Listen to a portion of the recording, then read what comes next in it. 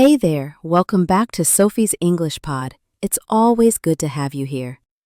Grab your coffee or tea or whatever makes you cozy and let's chat. Today I want to share something fun and super useful. You know that moment when you almost sound fluent in English but something feels just a little off? Like you're saying all the right words, but it still sounds a bit too formal or not quite how a native speaker would say it? Well, today we're going to fix that.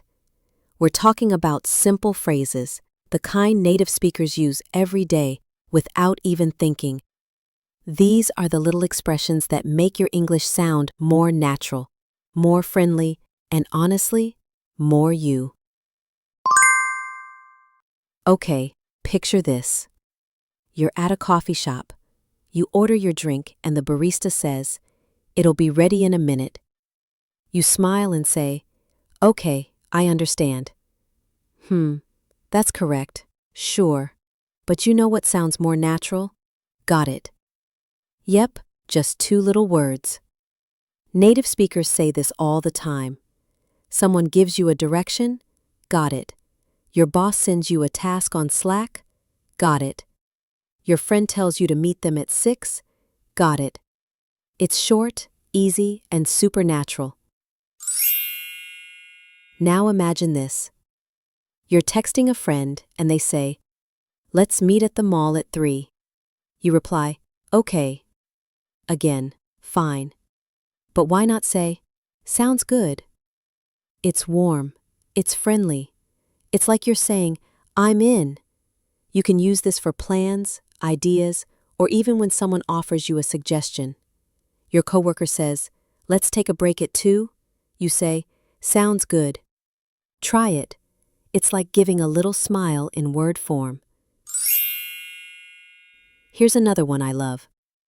You're in the office and someone says, "Hey, can you help me with this later?" And you say, "Sure thing." It's like a relaxed yes, not too formal, not too casual. Just right. It's a great way to say yes without sounding stiff. Your friend says, "Call me tonight?" You say, "Sure thing." Easy, right? And hey, here's another quick one that sounds super native. Someone says, "Thanks for your help." You could say, "You're welcome," but you want to sound a little cooler? You bet. It's like saying, "Of course," but in a friendly, confident way. Your coworker says, "Thanks for covering my shift." You say, "You bet." Your friend says, "Thanks for grabbing coffee." You bet. It's short, punchy, and sounds just right in casual conversations. Now let's switch scenes. You're talking to a friend, and they're telling you about this crazy day they had. You're listening, nodding along, and suddenly they say something wild like, "And then my cat jumped on the table and knocked over my laptop." What do you say? "No way!" It's the perfect phrase to show surprise. Not just, "Really?" but "No way!" It works for good surprises too. "I got the job!" "No way! That's awesome!" Try it with your friends. It shows you're engaged and reacting like a native speaker. Here's one that always makes conversations smoother. Imagine someone tells you a story, and when they finish, you don't know what to say. Instead of a blank stare, just say, "That makes sense." It's a nice way to say, "I understand," without sounding robotic. Your coworker explains why they're late. "Ah, that makes sense." Your friend cancels plans because they're tired. "Yeah, that makes sense." It's kind, it's clear, and it sounds just like something a native speaker would say. Okay, let's take a little turn. You ever need a second to think?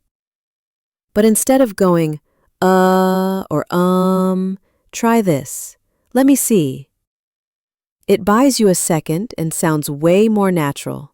Someone asks you, "What's the best pizza place around here?" And you say, let me see." It's like you're thinking out loud in a friendly way.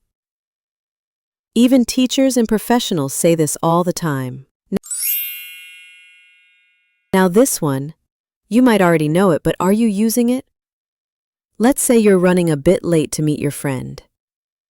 You text them, "I'm so sorry."